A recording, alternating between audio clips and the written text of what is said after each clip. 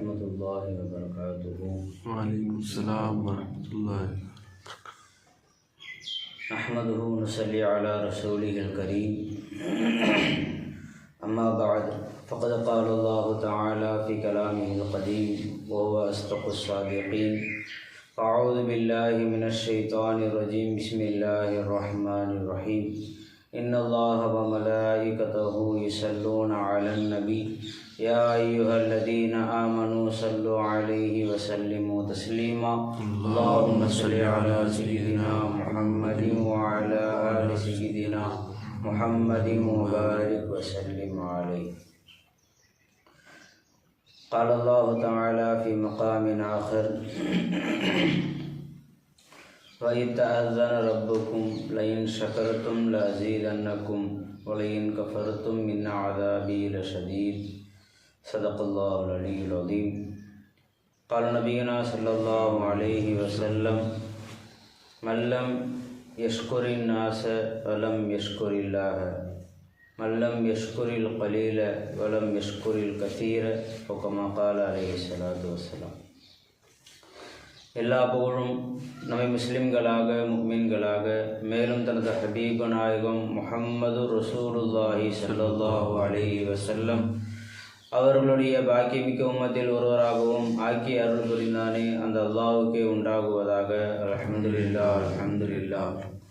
மேலும் அல்லாஹ் தஆலா நமக்கு கோடிக்கணக்கான அருட்கொடைகளை அருள் புரிந்து அதை அனுபவிக்கக்கூடிய ஒரு வாய்ப்பையும் ஏற்படுத்தி தந்திருக்கிறானே.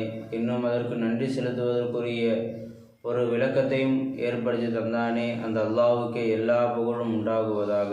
அல்ஹம்துலில்லாஹ் அல்ஹம்துலில்லாஹ் அல்ஹம்துலில்லாஹ். ஒரு தடவை ஹசன் ரலியல்லாஹு அன்ஹு அவர்கள் காபத்துல்லாவை தவாப் செய்யக்கூடிய நேரத்தில் ஒரு துவாவை ஓதிக்கிட்டே இருந்தாங்க. அல்லாஹும்ம ஜஅல்னி மினல் கலீல் அல்லாஹும்ம ஜஅல்னி மினல் கலீல். எல்லா குறைவானவர்களில் என்னை ஆக்குவாயாக, குறைவானவர்களில் என்னை ஆக்குவாயாக என்று துவா ஓதிக்கிட்டே இருந்தான். ஓதுறது ஹசன் ரலியல்லாஹு அன்ஹு ஓதுறாங்க. மக்கள் எல்லாம் ஆச்சரியமாக பார்க்குறாங்க. என்ன அது குறைவானவர்கள் என்ன ஆக்குங்கன்னு சொல்லி கேட்குறாங்களே அப்படின்னா என்ன? தவாப் செய்யும்போது போய் கேட்க முடியாது, அது அதப்பு குறைச்சல் சொல்லி அவங்க தவாப் செஞ்சு முடித்த பிறகு மக்கள் அவங்கக்கிட்ட கேட்டாங்க, என்ன வித்தியாசமான ஒரு துவா நீங்கள் ஓதுனீங்களே, குறைவானவர்கள் என்னை ஆக்கு அல்லாஹ், குறைவானவர்கள் என்னை ஆக்கு அல்லான்னு துவா கேட்டீங்களே, அப்படின்னா என்ன அர்த்தம் என்று கேட்கும்போது ஹசன் ரலியல்லாஹு அவங்க சொல்லி காட்டினாங்க, அல்லாஹ் தஆலா குர்ஆனில் கலீலம்மா தஷ்குரூன், உங்களில் நன்றி செலுத்துபவர்கள் ரொம்ப குறைவானவர்களாக இருக்கிறீங்க அப்படின்னு அல்லாஹ் தஆலா சொன்னான். அந்த குறைவானவர்கள் என்னையும் ஆக்கிடியா அல்லாஹ், என்னையும் சுக்ர் செய்யக்கூடியவனாக, உன்னுடைய அருட்கொடைகளுக்கு நன்றி செலுத்தக்கூடியவனாக என்னை ஆக்கிடியா அல்லாஹ் அப்படின்னு அல்லாஹ் தஆலா இடத்துல கேட்டேன் என்று ஹசன் ரலியல்லாஹு அவர்கள் மக்களுக்கு விளக்கம் சொல்லி காட்டினான். இப்போ அல்லாஹ் தஆலாவுடைய கண்ணோட்டத்தில் அல்லாஹ் தஆலாவுடைய இடத்துல குறைவானவர்களாக இருப்பவர்கள் யார்? அவனுக்கு நன்றி செலுத்துபவர்கள். முதல்ல நன்றினா என்ன என்று நாம் பார்த்தோம் என்று சொன்னால், ஒரு உபகாரத்திற்கு நாவாலோ உடலாலோ உள்ளத்தாலோ பணிந்து விடுவதற்கு பெயர் ஷுக்ர்னு சொல்லி காட்டுவான். ஒரு நபர் நமக்கு உதவி செய்கிறார் என்று சொன்னால், அவரிடத்துல அதாவது உபகாரம் நமக்கு செய்தார் என்று சொன்னால், அவரிடத்துல நம்ம நன்றியை வெளிப்படுத்தக்கூடிய ஒரு வழிமுறை என்னன்னு சொன்னால், ஒன்று நாவால் பேசக்கூடிய நேரத்தில் நல்ல விதமாக அவரிடத்துல பேசுறது, அவருடைய மரியாதை குறைவாக உள்ள வார்த்தைகளை பயன்படுத்தாமல் நல்லபடியாக என்ன செய்கிறது, அவரிடத்துல பேசுறது. அவரிடத்துல நம்ம உடலால் ஏதாவது நம்மால் அவருக்கு ஏதேனும் ஒரு உதவி செய்ய முடியும் என்று இருக்கும் என்று சொன்னால் அவருக்கு உதவி செய்யக்கூடிய ஒரு வாய்ப்பை ஏற்படுத்திக்கிறது. உதாரணமாக அவங்க வீட்டில் ஏதாவது ப்ரோக்ராம் வைக்கிறாங்க, நம்மால் அவங்களுக்கு போய் ஏதாவது ஒரு உதவி செய்ய முடியும், ஒரு ஹெல்ப் பண்ண முடியும் என்று இருந்தால் நம்ம போய் என்ன செய்ய உதவி செய்யுது. அல்லது உள்ளத்தால் எப்போது அவங்களை நினைத்தாலும் அவர்களுக்காக வேண்டி துவா செய்யுது. எல்லாம் எனக்கு இந்த மாதிரி ஒரு நேரத்தில் எனக்கு உதவி செஞ்சாங்க, யாரெல்லாம் எனக்கு உபகாரமாக நடந்துக்கிட்டாங்க, அவர்களுக்காக வேண்டி சிந்தனை வரக்கூடிய நேரத்தெல்லாம் துவா செய்யுது. இதுக்கு பேர் என்ன சொல்லுவாங்க? ஷுக்ர்னு சொல்லுவாங்க. புரிஞ்சுங்களா? இப்போ அல்லாஹ் தஆலா குர்ஆனில் சொல்லும்போது சொல்லி காட்டுறான், வஇத் தஅzzன ரப்புக்கும், என்று சொன்னால் உங்களுக்கு அல்லாஹு தாலா தன்னுடைய வாக்குறுதியை நிறைவேற்றிய நேரத்தில். எத்தனையோ வாக்குறுதிகளை அல்லாஹு தாலா நமக்கு நிறைவேற்றிக்கிட்டே இருக்கிறோம். இது பனி இஸ்ரவேலர்களுக்கு இறக்கப்பட்ட ஒரு செய்தி. ஆனால் இது பொதுவாக குர்ஆனில் இருக்கிறதால எல்லாருக்கும் அதே தான். வயத்தான ரப்புக்கும் என்று சொன்னால் உங்களுக்குரிய நியமத்துகளை அல்லாஹு தாலா உங்களுக்குரிய அந்த நேரத்தில் கொண்டு வந்து சேர்ப்பேன் என்று அல்லாஹு தாலா என்ன சொன்னால் வாக்குறுதி கொடுத்தான். அதை கரெக்டாக அல்லாஹ் கொண்டு வந்து சேர்க்குறானா இல்லையா? சேர்த்துக்கிட்டு தான் இருக்கிறோம். எப்போ நமக்கு உணவு தேவை, எப்போ நமக்கு ஆடை தேவை, எப்போ நமக்கு எவ்வளோ பணம் தேவை, எப்போ நமக்கு ஆரோக்கியம் தேவை, இதையெல்லாம் அல்லாஹு தாலா எந்தெந்த நேரத்தில் கொண்டு வந்து சேர்ப்பேன் என்று அல்லாஹ் சொன்னானோ அந்த நேரத்தில் கொண்டு வந்து சேர்த்துக்கிட்டே இருக்கிறோம். வளைஞ்சிங்களா? அந்த நியாமத்தை அந்த நேரத்தில் கண்டிப்பாக வந்து சேரதான் செய்யும். நாம் இன்னும் வரல நாம தான் எதிர்பார்த்து கவலைப்படுகிறோமே தவிர அந்த நியாமத்தை நமக்கு தேவையாக இருந்தால் கண்டிப்பாக கொண்டு வந்து அல்லாஹு தாலா சேர்த்துருவோம். ஏன்னா நம்முடைய ரப்பாக யார் இருக்கிறா? அல்லாஹ் தான் இருக்கிறான். நம்முடைய இலாவா யார் இருக்கிறா? அல்லாஹ் தான் இருக்கிறான். நம்முடைய தேவைகளை பூர்த்தி செய்யக்கூடியவனாக அல்லாஹு தாலா தான் இருக்கிறான். நம்முடைய தேவைகளை பூர்த்தி செய்யக்கூடியவனாக அல்லாஹு தாலா தான் இருக்கிறான். இப்போ இந்த கரெக்டாக நமக்கு 6:15 எனக்கு தண்ணி தேவை என்று சொன்னால் அதை கொண்டு வந்து சேர்க்கக்கூடிய கடமை யார் மேலே வச்சுருக்கான்? அல்லாஹ் தன் மேலே கடமையாக வச்சுருக்கிறான். நான் மட்டும்தான் இந்த அடியானுடைய தேவையை பூர்த்தி செய்வேன், அதில் பின் வாங்கவே மாட்டேங்கிற அடிப்படையில் யார் இருக்கிறா? அல்லாஹ் இருக்கிறான். அந்த 15க்கு தண்ணி நமக்கு தேவையாக இருந்தால் கண்டிப்பாக நம்ம தண்ணி வந்து சேர்ந்துடும். 15 அந்த 6:15 நமக்கு தண்ணி தேவையில்லை, நமக்கு 6:18 தான் தண்ணி தேவை என்று சொன்னால் 6:18 தான் கொண்டு வந்து அல்லாஹு தாலா சேர்ப்போம். நமக்கு எப்போ தேவையோ அப்போ தான் தண்ணி வரும்.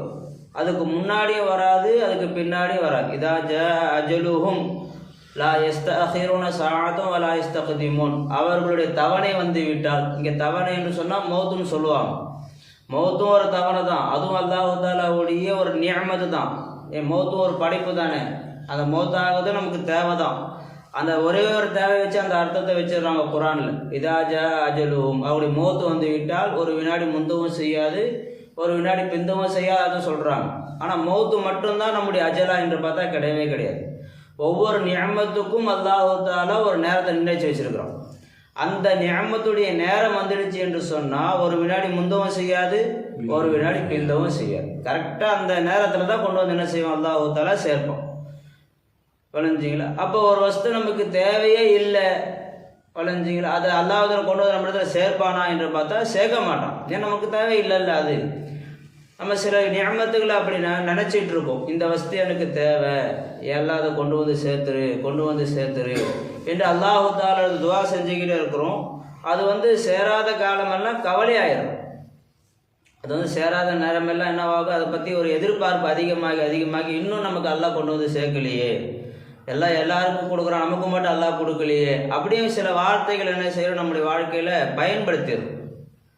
ஆனால் அல்லாஹு தாலா அவனுடைய பொறுப்பில் இருக்கக்கூடிய ஒரு செய்தி என்னன்னு சொன்னால், லா இலாஹ இல்லல்லாஹ் கலிமா சொல்கிறோம் பார்த்தீங்களா, அந்த இலாஹ் என்ற தன்மையை, உலூஹியத்துடைய தன்மையை தன் பக்கம் அல்லாஹு தாலா வச்சுக்கிட்டான்.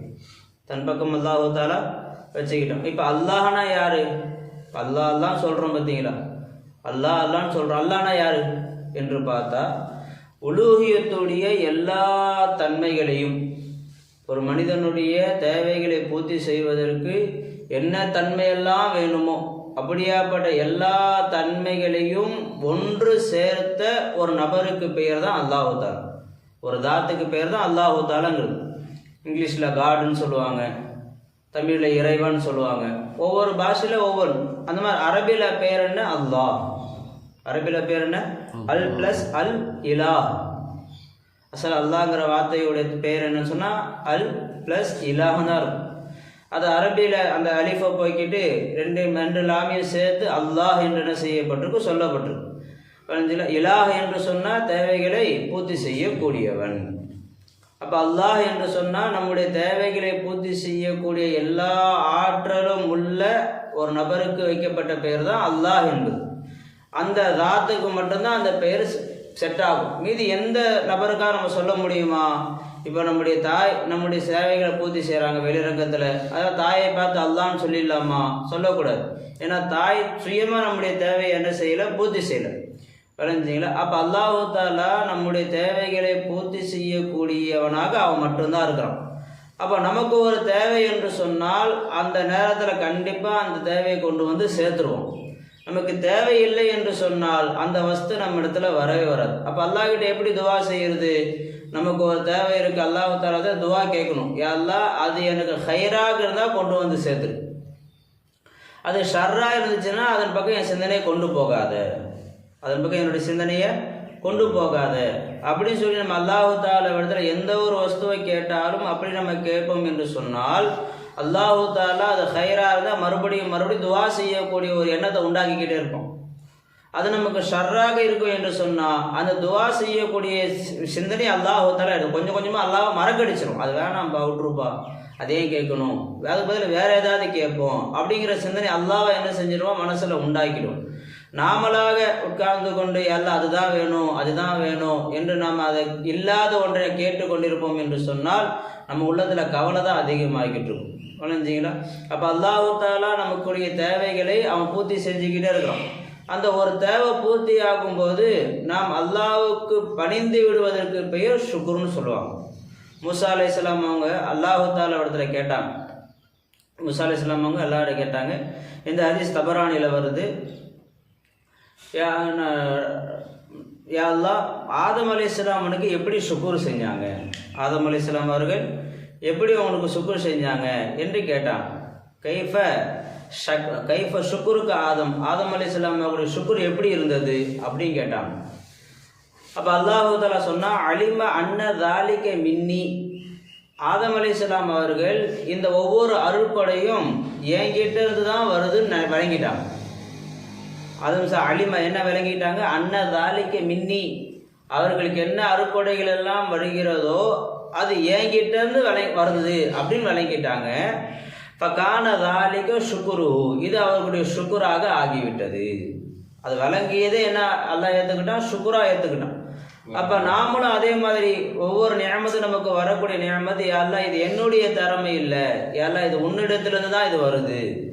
ஸல்லல்லாஹு அலைஹி வஸல்லம் அவங்க காலையில் எழுந்துன்னு துவா ஓதுவாங்க, மா அஸ்பஹ பி மின் நிஅமத்தின் அவ் பி அஹதின் மின் ஹல்கிக, யா அல்லாஹ் இன்று காலையில் நான் ஆகிவிட்டேன், என்னை கொண்டு எவ்வளோ நியமத்துகள் நீ செய்தாயோ, இந்த காலை நேரத்தில் எவ்வளோ நியமத்துகள் செய்தாயோ, அவ் பி அஹதின் மின் ஹல்கிக, இன்னும் உன்னுடைய படைப்பினங்களிலிருந்து ஒரு நபருக்கு எவ்வளோ நியமத்துகள் நீ செய்தாயோ, ஃபமின்க, அதெல்லாம் உன்கிட்ட இருந்து தான் வந்துச்சு. இது ஆதம் அலைஹிஸ்ஸலாம் அவங்க செஞ்ச அந்த ஷுக்ரை ஸல்லல்லாஹு அலைஹி வஸல்லம் சொல்லி காட்டுறாங்க பாருங்க. எனக்கும் என்னுடைய எல்லா மக்களுக்கும் அந்த நியமத் ஆகிறது. ஃபமின்க, உன் இடத்துல தான் வந்துச்சு. வஹதக, நீ ஒருத்தவன் இடத்துல தான் வந்துச்சு, வேற யாரும் எனக்கு என்ன செய்யல, அந்த நியமத்துகளை தரல. என்னுடைய திறமையோ என்னுடைய இல்மோ என்னுடைய ஆற்றலோ அந்த இல்ம அந்த நியமத்தை எனக்கு தரல. லா ஷரீக லக, உனக்கு எந்த ஒரு இணையும் இல்லை. பலக்கல் ஹம்து வலக்க ஷுக்குர், உனக்கே எல்லா புகழும் உனக்கே எல்லா நன்றியும் என்று காலையில் ஒரு மனிதர் சொன்னார் என்று சொன்னால், ஃபக்கத் அத்தா தாலிகல் யௌம், அன்றைய நாளுடைய ஷுக்குரை அவர் நிறைவேற்றி விட்டார். அந்த நாள் ஃபுல்லாக அல்லாஹ் எவ்வளோ நியமத்து அவர் தரானோ அந்த எல்லா நியமத்துக்குரிய ஷுக்குரை அவர் நிறைவேற்றிட்டார். அதே போல் மாலையில் இந்த துவாவை இந்த வார்த்தைகளை சொல்வார் என்று சொன்னார். அரபியத்தில் தமிழே சொல்லிடலாம், வணஞ்சலாம், ஏலா எனக்கும் எல்லா மக்களுக்கும் அந்த இந்த அறுப்படைகள் எல்லாம் உன் இடத்துல தான் வந்துச்சு, யா அல்லாஹ் உன் ஒருத்தவன் இடத்துல தான் வந்துச்சு, உனக்கு எந்த ஒரு இணையும் இல்லை, உனக்கே எல்லா புகழும் உனக்கே எல்லா நன்றியும் என்று தமிழில் சொன்னால் கூட, அரபியில் ஓதுறது மேலானது, தமிழில் சொல்லிட்டார் என்று சொன்னால், மாலையில் சொன்னார் என்று சொன்னால், இரவு முழுவதும் அவருக்கு எவ்வளோ நியமத்துகள் கிடைக்கிறதோ அது எல்லாத்துக்கும் ஷுக்குரு செஞ்சவர் அவர் ஆகிறார். புரிஞ்சுறார்? அதுக்கு நம்ம ஒவ்வொரு நியமத்தாக செய்யறதுக்கு பதிலாக ஸல்லல்லாஹு எவ்வளோ ஈஸியாக சொல்லிட்டாங்க, மின்க, உன் இடத்துல தான் வந்துச்சு யா அல்லாஹ். இந்த சாப்பாடு உட்காடுறோம், ஏல்லாம் இது ஒன்று இடத்துல தான் வந்தது. தண்ணி குடிக்க உட்கார, ஏல்லாம் தண்ணி நீ கொடுத்தது. ஆடை அணிகிற, ஏல்லாம் ஆடை நீ கொடுத்தது. எவ்வளோ நேரம் ஆக போகுது, ஒரு ஒரு செகண்ட் கூட இல்லை, நீ கொடுத்தது அதுதான், ஒரு செகண்ட் கூட ஆகலை. விளைஞ்சில் அந்த ஒரு செகண்ட் அந்த எண்ணம் கொண்டு வருவது, அந்த அறிஞ்சிக்கிட்டோம் சொன்னான், நாவால் சொல்கிறது, அதை அறிஞ்சி கொண்டோம் என்று சொன்னால் அதையே அல்லாஹு தஆலா ஷுக்ராக எடுத்துக்கொள்கிறான். புரிஞ்சுங்களா? அப்போ அல்லாஹு தஆலா இடத்துல நாம் செய்யக்கூடிய ஷுக்ர் என்னவென்று சொன்னால், அவனுடைய நியமத்துகளை அவன் கொடுத்தது என்று எண்ணிக்கொள்வது. சில பேர் சொல்கிறாங்க, அல்லாஹ் நமக்கு என்ன நியமத்தை கொடுத்துட்டான் என்று. சில பேர் தங்களுடைய வறுமையை முன்வைத்து, அல்ல தங்களுடைய இயலாமையை முன்வைத்து, அல்ல தங்களுக்கு இருக்கக்கூடிய நோய்களை முன்வைத்து, ஏதோ ஒரு சிரமத்தை முன் வச்சு அந்த சிரமம் அவங்களுடைய எண்ணத்தில் மிகைச்சி போனதால் மற்ற நியமத்துகள் அவங்க கண்ணுக்கு தெரியாமல் போயிடுச்சு. அதனால் என்ன சொல்ல ஆரம்பிச்சிடுறாங்க, அல்லாஹ் எனக்கு என்ன நியமத்து செஞ்சான், அல்லாஹ் தாலா எனக்கு எந்த ஒரு நிம்மதியும் எனக்கு ஏற்படுத்தி தரலையே என்று சொல்லக்கூடியவர்களாக இருக்கக்கூடிய சூழ்நிலை நாம் பார்க்குறோம். இது என்னது இது என்று சொன்னால் இது நன்றி மறந்த தன்மை சொல்லுவாங்க. இது நன்றி மறந்த தன்மைன்னு சொல்லுவாங்க. கொஞ்சம் ஆரம்ப காலத்தில் இருந்தே நமக்கு சோதனை இருக்கிற மாதிரியும் வளைஞ்சிக்கலாம், அந்த சோதனை நம்மால் மாற்றிக்கொள்வதற்குரிய வழிமுறையை யாரும் சொல்லாத மாதிரியும் நம்முடைய பேச்சு இருக்கு. எந்த ஒரு சோதனை வந்தால் லிகுல்லி தாயி தவாவும், ஒவ்வொரு நோய்க்கும் ஒரு மருந்து இருக்குன்னு ரசூலுல்லாஹி ஸல்லல்லாஹு அலைஹி வஸல்லம் அவங்க சொல்லியிருக்கிறாங்க. உடல் நோய்க்கும் மருந்து இருக்குது, உள்ளத்துடைய நோய்க்கும் மருந்து இருக்குது, குடும்பத்துடைய நோய்க்கும் மருந்து இருக்குது, வியாபாரத்துடைய நோய்க்கும் மருந்து இருக்குது, எல்லா நோய்க்கும் மருந்து இருக்குது. விளைஞ்சிங்களா? குள்ளி தாய் ஒவ்வொரு வியாதிக்கும் மருந்து இருக்குன்னு சொன்னால் உடலுடைய வியாதி மட்டும் இல்லை, உள்ளத்துக்கும் சில வியாதி இருக்கு. விளைஞ்சிங்களா? அல்லாஹ் குர்ஆன்ல சொல்லி காட்டுறான்ல, ஹதமல்லாஹு ஃபீ குலூபிஹிம் மரதுன், அவருடைய உள்ளத்தில் நோய் இருக்குன்னு நல்லா சொல்லி காட்டுறோம். மரதுன்னு சொன்னால் உடல் நோய் மட்டும் கிடையாது, உள்ளத்துக்கும் நோய் இருக்குது என்று அல்லாவே குர்ஆன்ல சொல்லிக்கிறார். ஃபீ குலூபிஹிம் மரதுன், அவருடைய உள்ளத்தில் சில நோய்கள் இருக்குது. ஃபஸாதஹுமுல்லாஹு மரது, அந்த நோயை அல்லாஹ் அதிகமாக்கிட்டான் அப்படின்னு அல்லாஹ் குர்ஆன்ல சொல்லி காட்டும். அப்போ உடலுக்கு எப்படி நோய் இருக்கோ உள்ளத்துக்கும் நோய் இருக்குது, வியாபாரத்துக்கும் நோய் இருக்குது, குடும்பத்துக்கும் நோய் இருக்குது. அது என்ன, நல்லபடியாக நடந்துக்கிட்டு இருக்கக்கூடிய ஒரு விஷயம் தடையாகுது என்று சொன்னால் அது நோய். அது உடல் நோயினா என்ன, நல்லபடியாக இருந்த ஒரு உறுப்பு திடீர்னு ஒரு செயல்பாடுல குறைவு வந்துச்சு சொன்னால் நோயின்னு சொல்கிறோம் பார்த்தீங்களா? அதேமாதிரி நிம்மதியாக இருந்த உள்ளம் திடீர்னு ஒரு கஷ்டம் வருது என்று சொன்னால் உள்ளத்துடைய நோய். அது நல்லபடியாக நடந்துட்டு இருக்கக்கூடிய வியாபாரம் திடீர்னு ஒரு தடங்கள் வருது என்று சொன்னால் அது வியாபாரத்துடைய நோய். அது குடும்பம் நல்லபடியாக நடந்துக்கிட்டு இருக்கு, திடீர்னு ஒரு தடங்கள் வருது என்று சொன்னால் குடும்பத்துடைய நோய். அது அப்போ லிகுல்லி தாயும் தவாவும், அப்போ எல்லா சோதனைக்குமே என்ன இருக்குது, ஒரு முடிவு இருக்க தான் செய்யுது. அந்த முடிவுகளை யாருமே எடுத்து சொல்லாத மாதிரியும் அதை நம்ம கையாளாமல் இருப்பது நம்முடைய குற்றம் என்பதை விளங்காமல் அல்லாஹ் எனக்கு என்ன நியமத்து செஞ்சிட்டான் என்று அல்லாஹ்வை குறைபடக்கூடியவர்களாக நாம் இருக்கிறோம். ஆனால் அல்லாஹு தாலா இப்போ அண்ணா சபபுன்னு அல்லாஹ் குர்ஆன்ல சொல்லி காட்டுறான். வஸ்பக அலைக்கும் நிஅமஹு ஸாஹிரத்தன் வ பாத்தினா, அல்லாஹு தாலா தன்னுடைய அருட்கொடைகளை வெளிரங்கத்திலேயும் அந்தரங்கத்திலேயும் கொட்டு கொட்டிவிட்டான். கொட்டிட்டான் அல்லாஹு தாலா. எப்படி மழை கொட்டுறதுக்கு பேர் என்ன சொல்லுவாங்க, சப்பன்னு சொல்லுவாங்க. சப்பனா மழை கொட்டுறதுக்கு பேருக்கு பார்த்தீங்களா, அதுக்கு பேர் சப்பன்னு சொல்லுவாங்க. அந்த வார்த்தை இந்த இடத்துல அல்லாஹ் சொல்லி காட்டுறான். அஸ்பக என்று சொன்னால் கொட்டுதல். அப்படியே மழை பெய்யறதுக்கு பேர் சப்ப, சொட்டுறதுக்கு பேர் சப்பன்னு சொல்லுவாங்க. அஸ்பகன்னு சொன்னால் ஒரு பாத்திரத்தை அப்படியே கவுக்கிறதுக்கு பேருக்கு பார்த்தீங்களா, அதுக்கு பேர் அஸ்பகன்னு சொல்லுவோம். அஸ்பக அலைக்கும் நிஅமஹு ஸாஹிரத்தன் வ பாத்தினா, வெளிரங்கத்திலேயும் அந்தரங்கத்திலேயும் நியமத்தை நான் கொட்டிட்டேன். அப்படியே வளைஞ்சி அப்படியே அல்லாஹ் உங்களை நம்மளை என்ன செஞ்சுருக்கிறான், பல கோடிக்கணக்கான நியமத்துகளை கொடுத்து அல்லாஹ் நம்மளை பாதுகாத்து வச்சிருக்கிறான். சில விஷயங்கள் நம்ம இடத்துல குறை உண்டானதால நம்ம அல்லாஹ்வுடைய எல்லா நியமத்துகளையும் நம்ம மறுத்து அல்லாஹ்வை குறை சொல்ல ஆரம்பிச்சிடும். வளைஞ்சிங்களா? இப்போ சில அடியார்களுக்கு ஏதாவது ஒரு நோய் இருக்கலாம், ஆனால் கண்ணு சலாமத்தாக பார்க்கும், காது சலாமத்தாக கேட்கும், வளைஞ்சில உறுப்புகள் சலாமத்தாக இருக்கும். எவ்வளோ பேர் எவ்வளோ சிரமத்தில் இருக்கிறாங்க. அதை விட அல்லாஹ் தான் நம்மளை மேலாக தான் வச்சிருக்கிறான் என்று எப்போ நம்ம விளங்க ஆரம்பிப்போம், இருக்க ப்ளஸ்ஸை நம்ம பார்க்க ஆரம்பிக்கும். வளைஞ்சிங்களா? நீங்கள் வேணால் ஒரு உதாரணத்துக்கு தினம் ஒரு பேப்பர் எடுத்து, தினம் தேவையில் ஒரு பேப்பர் எடுத்து அல்லாஹ் நமக்கு கொடுத்த 100 நியமத்துகள் அல்லாஹ் எனக்கு என்ன கொடுத்தான் அப்படின்னு ஒரு கொஞ்சம் யோசித்து எழுதி பாருங்களேன். ஒரு 100 நியமத்தை எழுதுங்களேன். அவ்வளோ அல்லாஹ் கோடிக்கான நியமத்தை அல்லாஹ் நமக்கு கொடுத்துருக்குறான். கொஞ்சம் யோசிச்சு பாருங்களேன், எவ்வளோ நமக்கு அல்லாஹ் தாலா கொடுத்துருக்குறான். வளைஞ்சிங்களா? அல்லாஹ் தாலா பெற்றோர்கள் அல்லாஹ் தான் நமக்கு ஏற்படுத்தி கொடுத்தான், மனைவி மக்கள் அல்லாஹ் நமக்கு ஏற்படுத்தி கொடுத்தான், காலையில் அல்லாஹ் தாலா சலாமத்தாக எழுந்திரிக்க வச்சான், நைட்டில் நிம்மதியாக அல்லாஹ் தூங்க வைக்கிறான், ஒதுங்கிறதுக்கு ஒரு வீட்டை அல்லாஹ் தாலா ஏற்படுத்தி கொடுத்துக்கிறான், போதும் என்று சொல்லக்கூடிய அளவுக்கு உணவு அல்லாஹ் தாலா கொடுக்குறான். தாகம் வந்தால் குடிப்பதற்கு தண்ணி இருக்குது, தாகம் வந்தால் குடிக்கிறதுக்கு தண்ணி இருக்குது. தண்ணி இல்லாமல் அல்லாஹ் தாலா ஆக்கினா எப்படி இருக்கும்?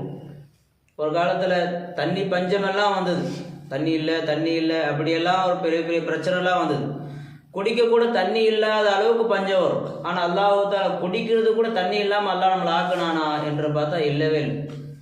ஒரு குறிப்பிட்ட வருஷத்துக்கு முன்னாடி சென்னையில் தண்ணி பற்றாக்குறை தான் வந்துச்சு தவிர பஞ்சம் வரலை. தண்ணி பற்றாக்குறை வந்துச்சிங்களா? பற்றாக்குறைனா போதுமான அளவு தண்ணி இல்லை, ஆனால் குடிக்கிறதுக்கு என்ன இருந்துச்சு? தண்ணி இருந்தது. ஹோட்டல்லாம் மூடினாங்க, தண்ணி இல்லைன்னு சொல்லி மூடினாங்க. ஆனால் தண்ணியே இல்லைங்க, சுத்தமாக யாரும் குடிக்கிறதுக்கே தண்ணி இல்லைங்க. அப்படின்னு அல்லாஹ் தஆலா ஆக்குனானா? இல்லவே இல்லை. காசு கொடுத்தாவது வாங்கி குடிக்கக்கூடிய அளவுக்கு தண்ணி என்ன செஞ்சது? அல்லாஹ் தஆலா வச்சிருந்தான். அந்த ஒரு அந்த ஒரு மாவட்டத்தில் தண்ணி குறையாக இருந்தது, ஆனால் மற்ற எல்லா இடத்துலையும் தண்ணி அல்லாஹ் தஆலா வச்சு தான் இருந்தான். ரொம்ப தண்ணி பற்றாக்குறை ஏற்பட்டால் கூட வெளி மாவட்டத்தில் தண்ணி அங்கே போகிறதுக்குரிய வாய்ப்புகளும் எல்லாம் ஏற்படுத்து. எத்தனையோ தண்ணி லாரி இருக்குது, எப்படியும் தண்ணி கொண்டு போய் சேர்ப்பதற்கு வாய்ப்புகள் ஏற்படுத்தி வச்சிருந்தோம். அப்படி ஒரு பஞ்சம் வராமல் அல்லாஹ் தஆலா இது வரைக்கும் நம்மளை பாதுகாத்துக்கிட்டு இருக்கோம். தாகம் வந்தால் குடிக்கிறதுக்கு தண்ணி அல்லாஹ் தஆலா வச்சிருக்கிறோம். விளைஞ்சிங்களா?